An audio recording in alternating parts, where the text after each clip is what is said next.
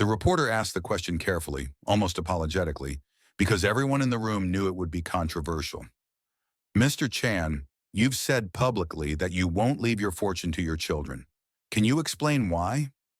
Jackie Chan was 70 years old, sitting in a Hong Kong hotel conference room doing press interviews for his latest film, and he didn't hesitate. He looked directly at the reporter and said very simply, if they are capable, they can make their own money. If they are not capable, then they will just spend whatever I give them. The room went quiet. In Chinese culture, where family wealth is traditionally passed down through generations, where parents sacrifice everything to secure their children's futures, where leaving an inheritance is considered a fundamental parental duty, Jackie Chan had just said he would give his estimated $400 million fortune to charity instead of his children. The statement made international headlines.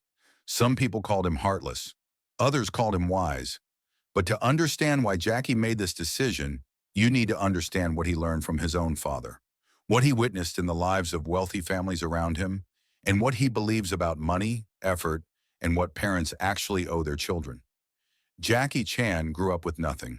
His parents, Charles and Lily Chan, worked as servants at the French embassy in Hong Kong. They lived in cramped quarters provided by their employers, working long hours for modest wages. When Jackie was 6 years old, they couldn't afford to keep him at home, so they enrolled him in the China Drama Academy, a Peking opera school that functioned more like a military boarding school. Jackie's parents signed a contract committing him to 10 years of training, essentially giving him to Master Yu Jim Yuan in exchange for food, shelter, and education. It wasn't abandonment, it was survival. They didn't have the resources to raise him properly, so they found an institution that could. Those 10 years at the opera school were brutal. Students trained from before dawn until late at night, acrobatics, martial arts, singing, acting. Discipline was enforced through physical punishment. Mistakes earned you strikes from a bamboo cane. Weakness earned you nothing but more training. Jackie learned to endure pain without complaint, to master his body through endless repetition, to understand that nothing worth having came easily. He rarely saw his parents during those years. They would visit occasionally, bringing food or small gifts. But mostly Jackie was alone, surrounded by other children whose families also couldn't care for them. He learned that survival required self-reliance, that no one was going to rescue him or make his life easier, that the only person he could truly depend on was himself. When Jackie was around 10 years old, his parents left Hong Kong entirely. His father had been offered a job in Australia as the head cook at the American Embassy in Canberra. Better pay, more stability, a chance at a different life. But they couldn't take Jackie with them. He was still bound to the opera school by contract, and even if he weren't, they couldn't afford the cost of bringing a child to Australia. So they left. They promised they'd send for him when they could. But years passed, and that never happened. Jackie finished his training at age 16 and entered the Hong Kong film industry as a stuntman, working dangerous jobs for minimal pay. His parents remained in Australia, distant figures he communicated with occasionally but rarely saw. Jackie didn't resent them for this. He understood, even as a child, that his parents had made the best choices available to them, given their circumstances. They hadn't abandoned him out of cruelty or indifference. They'd placed him somewhere he could survive and develop skills that would serve him for life. The opera school was harsh, but it gave Jackie abilities that became the foundation of his entire career. If his parents had kept him at home in poverty, struggling to feed and clothe him while working full-time jobs, what kind of future would he have had? The decision to send him away was an act of pragmatic love, prioritizing his long-term survival over short-term emotional comfort. This experience shaped Jackie's entire philosophy about parenting and money. He learned that the greatest gift parents can give their children isn't material wealth, it's capability. His parents had no money to give him, but they gave him something more valuable: training, discipline, skills that no one could take away. By the time Jackie was 20, he could do backflips, choreograph fight scenes, fall from buildings safely, work harder than almost anyone in the film industry. Those abilities earned him everything he eventually achieved. The poverty of his childhood, rather than limiting him, had forced him to develop the very qualities that made him successful: resilience, work ethic, self-reliance. the willingness to endure pain and keep going. As Jaycee became successful in the 1980s and 90s, earning significant money for the first time in his life, he watched how wealth affected the children of other wealthy people in Hong Kong's entertainment industry. He saw producers' children who'd never worked a day in their lives, living off their parents' money, spending extravagantly, accomplishing nothing. He saw the children of successful actors who'd been given everything: expensive educations, luxury apartments, unlimited allowances, and who'd become entitled, lazy, incapable of creating anything of value on their own. These children had every material advantage Jaycee never had, but they lacked the one thing that actually mattered: the ability and motivation to build something themselves. Jaycee also witnessed what happened when wealthy parents died and their fortunes were divided among children who hadn't earned them. Family feuds over inheritance, siblings fighting in court over who deserved what, relationships destroyed by greed and entitlement, money that had been built through years of hard work and sacrifice, squandered in a generation by people who didn't understand its value because they'd never had to struggle for it. Jaycee saw this pattern repeat over and over in Hong Kong's wealthy families, and it troubled him deeply. The parents had worked their entire lives to create security for their children, and the result was children who were less capable, less motivated, less functional than if they'd been forced to make their own way.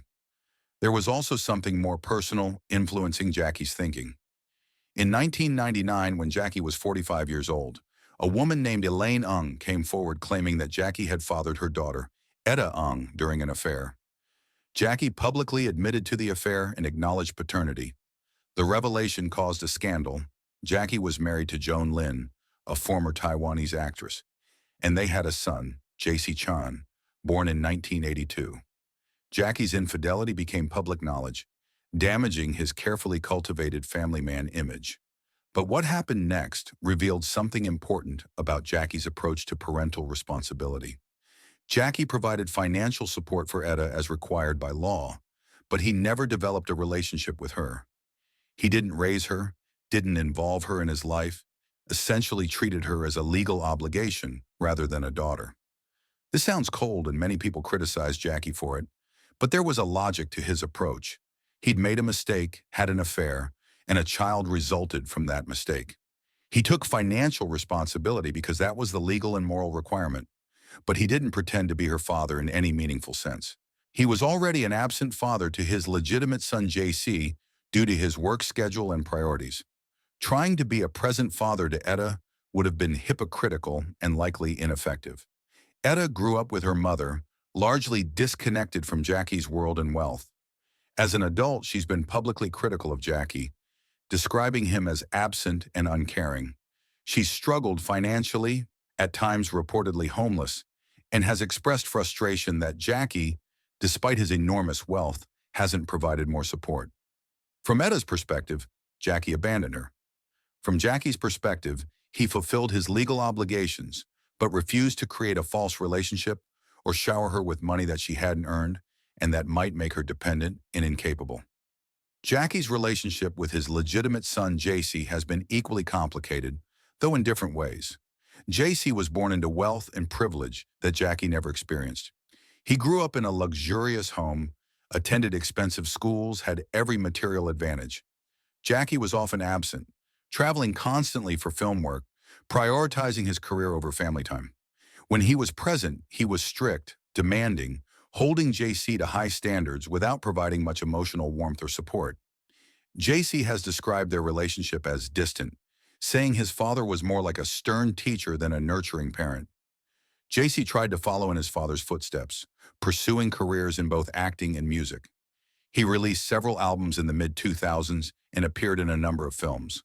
But he never achieved the level of success Jaycee had, and comparisons were inevitable and unflattering. Living in Jaycee Chan's shadow, trying to establish his own identity while constantly being measured against his father's legendary career proved enormously difficult. Jaycee's work was competent but unremarkable.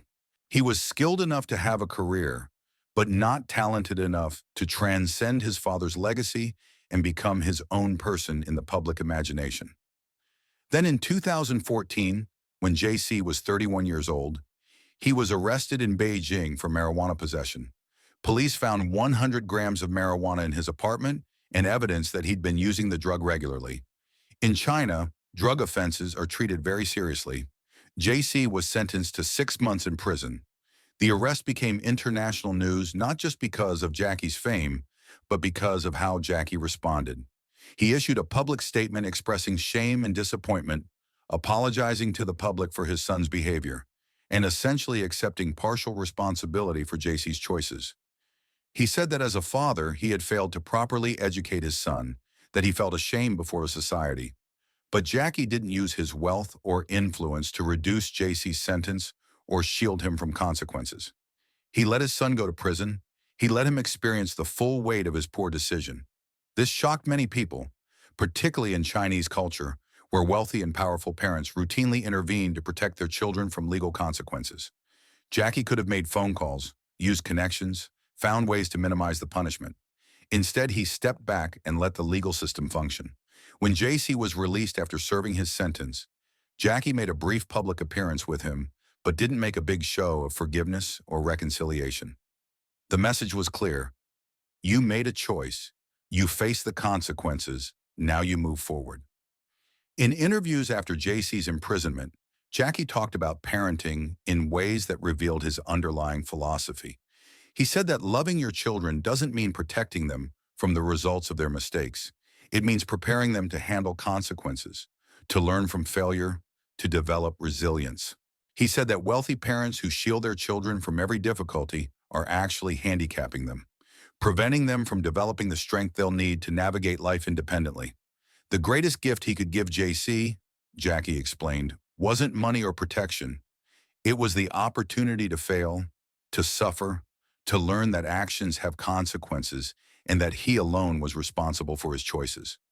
This philosophy extended to Jackie's decision about inheritance. By 2011, Jackie had begun making public statements that he would not leave his fortune to his children. In interviews, he explained his reasoning methodically, without emotion or apology. He said that if his children were capable people, they didn't need his money. They could earn their own through their skills and effort. And if they were incapable people, giving them money would only enable their incapability, allowing them to waste their lives in comfort rather than developing the skills necessary to support themselves. Either way, inheriting his wealth would harm rather than help them. Jackie also talked about what he'd observed in wealthy families around him. Children who inherited money often became its prisoners.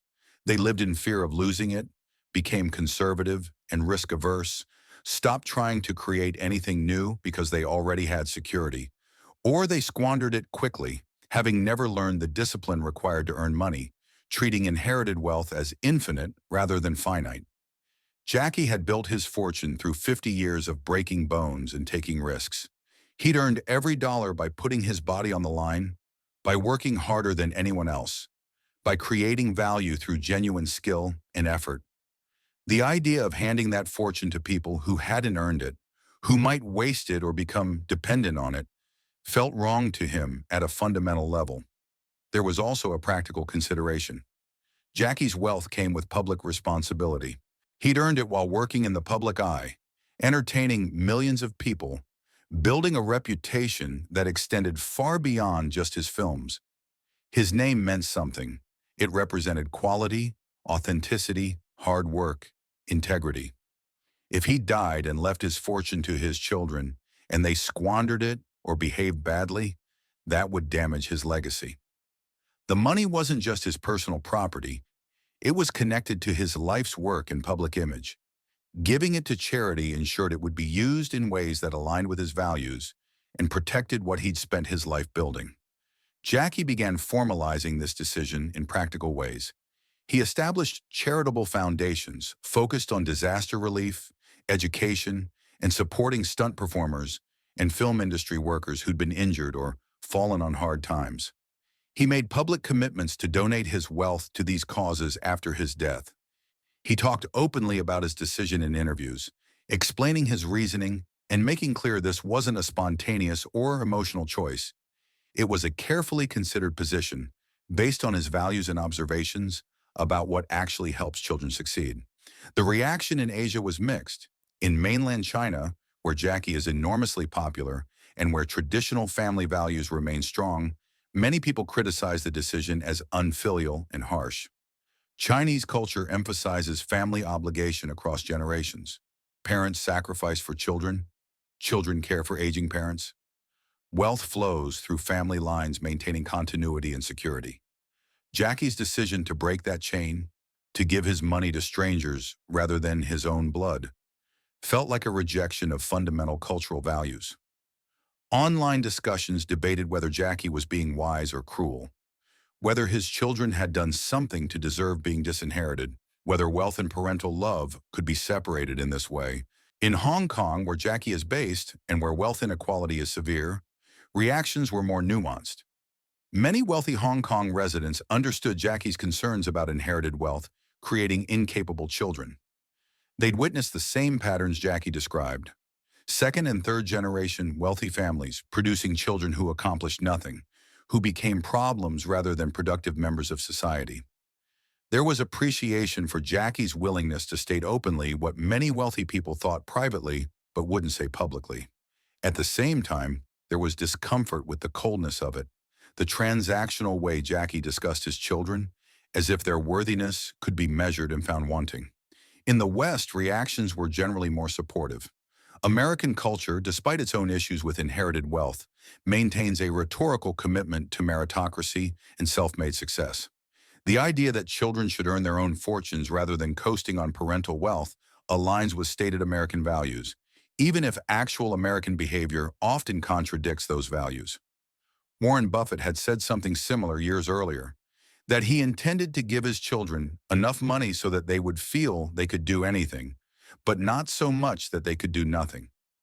Jaycee's position was more extreme than Buffett's, but it came from the same philosophical space, concern that unearned wealth damages the people who receive it. Jaycee's decision also sparked discussions about different cultural approaches to wealth and family obligation. In Western cultures, particularly American culture, there's a stronger emphasis on individual achievement and a weaker sense of obligation across generations.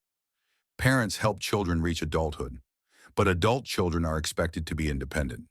In many Asian cultures, family obligations are more extensive and more persistent. Parents sacrifice for children well into the children's adulthood, and adult children remain responsible for aging parents in ways that extend beyond financial support to include emotional care and physical presence. Jaycee's position straddled these cultural frameworks uncomfortably. He was an Asian man with a Western attitude toward inheritance, rejecting traditional obligations in favor of a more individualistic philosophy. What often got lost in these discussions was the complexity of Jaycee's actual behavior. While he publicly stated he wouldn't leave his fortune to his children, he also provided for them during his lifetime in significant ways. Jaycee grew up in a luxurious home, received expensive education, had access to opportunities that Jaycee's wealth and fame created. He wasn't cut off or forced to survive with nothing. Similarly, while Jaycee didn't develop a relationship with Etta, he did provide the legally required financial support during her childhood. Jaycee's position wasn't that parents should give nothing to their children. It was that children shouldn't inherit unearned wealth that would make them dependent and incapable. There's a meaningful difference between supporting children's development and handing them fortunes they didn't earn. Jaycee also talked about this decision in terms of his own experience, receiving nothing from his parents. He didn't speak about it with resentment or as proof that his parents didn't love him. He spoke about it as liberation. Because his parents had nothing to give him except skills and training, he'd been forced to make his own way, to develop the abilities and work ethic that led to his success. If his parents had been wealthy and given him money, would he have worked as hard? Would he have taken the risks that defined his career? Would he have developed the discipline and resilience that made him who he was? Jaycee didn't think so. He believed that being given nothing had been the greatest gift his parents could have provided. There's something both admirable and troubling about this philosophy. On one hand, Jaycee is absolutely correct that inherited wealth often damages the people who receive it, that capability and self-reliance are more valuable than money, that parents who shield their children from all struggle often produce adults who can't function independently. On the other hand, there's a harshness to his position that seems to ignore the role of luck and circumstance in success. Jaycee succeeded partly through his incredible work ethic and skill, but also because he entered the Hong Kong film industry at exactly the right moment, because he had physical abilities that were marketable, because he survived injuries that could easily have killed or permanently disabled him. Would he be as harsh toward his children if they'd worked hard but hadn't succeeded due to circumstances beyond their control? The question of what parents owe their children is genuinely complex and culturally variable. In some cultures, the answer is clear. Parents owe children everything, sacrificing their own comfort and security to maximize their children's opportunities. In other cultures, the emphasis is more on preparing children for independence, with less focus on material provision and more on skill development. Jaycee's position leans heavily toward the latter, but he's living in cultures, Chinese and Hong Kong, where the former is more traditional and expected. This creates tension and makes his position seem more radical than it might in a different cultural context. There's also a question about whether Jaycee's absence as a father undermines his right to make this decision. He was rarely present for Jaycee's childhood, prioritizing his career over family time. He essentially had no relationship with Etta. Can someone who wasn't actively involved in raising his children then claim he's making decisions about inheritance for their own good? Or is this a convenient rationalization for someone who values his work and public legacy more than his family relationships? Critics of Jaycee point out that he seems to want credit for being a wise, tough-love father while never actually doing much fathering. He was absent when it required time and emotional effort, then made unilateral decisions about money that allowed him to claim he was teaching his children valuable lessons about self-reliance. Jaycee's response to these criticisms has been consistent. Parenting isn't about being constantly present or emotionally warm. It's about preparing children for reality. The reality is that life is difficult, that no one owes you anything, that success requires capability and effort. By not giving his children his fortune, he's giving them something more valuable. The necessity of developing their own capabilities, the motivation to build rather than coast, the opportunity to create their own identities rather than living as appendages to his legacy. Whether this is wisdom or rationalization probably depends on your own values and cultural background.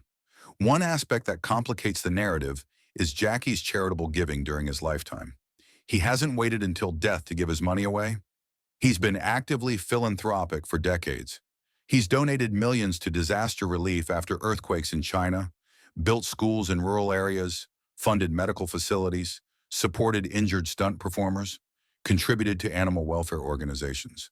His charity work is extensive, genuine, and often done quietly without publicity. This suggests that his decision about inheritance isn't about being stingy or withholding from his children out of spite. It's about believing that charitable giving is a more valuable use of his wealth than creating another generation of wealthy people who didn't earn their money.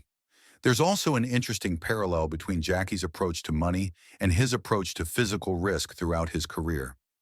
Jaycee built his reputation by refusing to take shortcuts, by doing his own stunts regardless of danger, by showing audiences the real cost of what they were watching. He believed that authenticity, actually doing the dangerous thing rather than faking it, was more valuable than safety or convenience. His approach to inheritance follows the same philosophy. He's refusing the easy, comfortable option, leaving money to his children, in favor of what he believes is the authentic, honest approach, forcing them to earn their own way.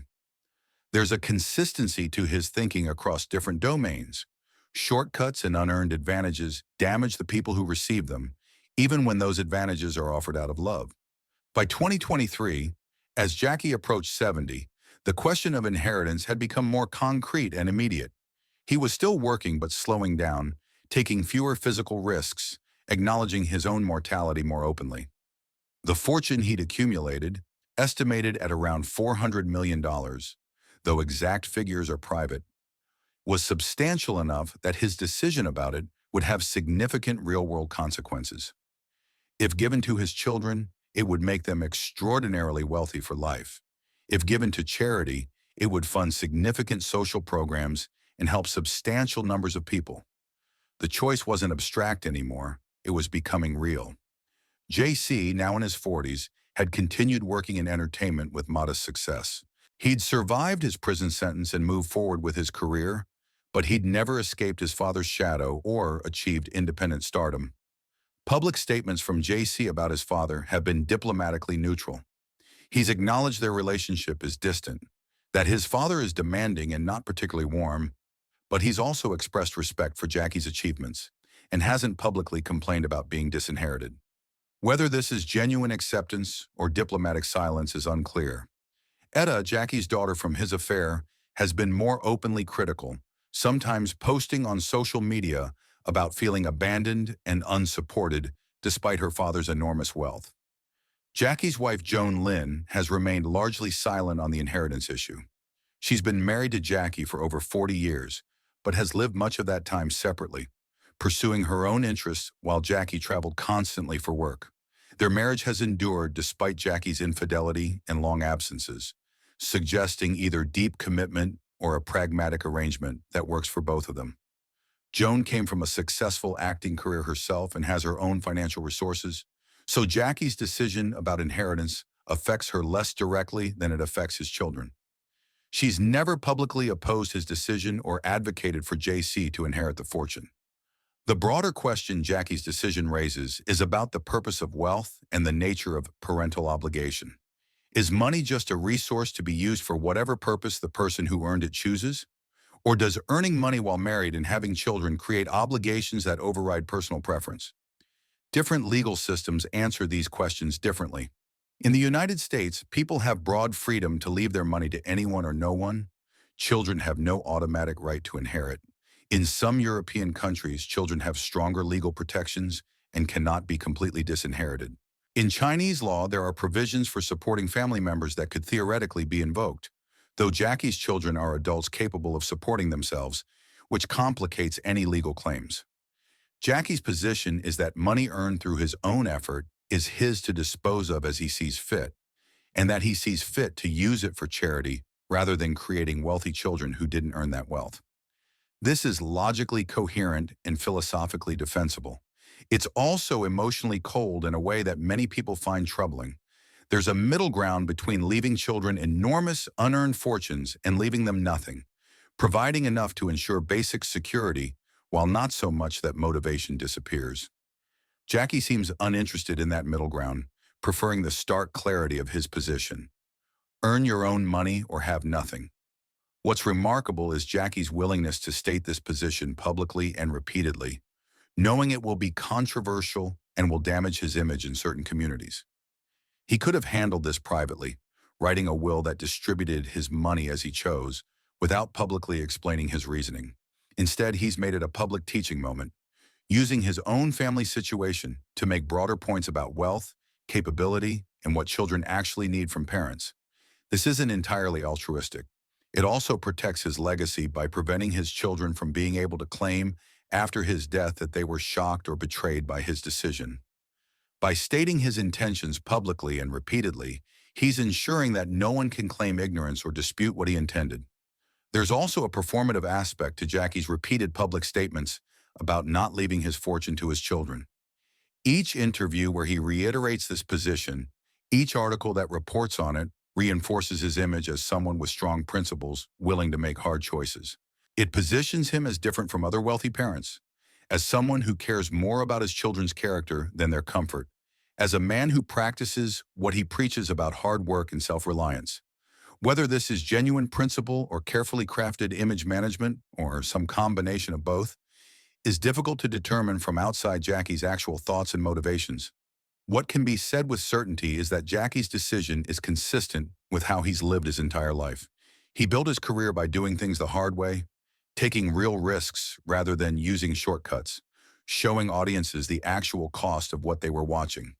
He approached parenting with emotional distance but clear standards, letting his son face the consequences of poor choices rather than protecting him. And he's approaching the distribution of his wealth with the same uncompromising clarity.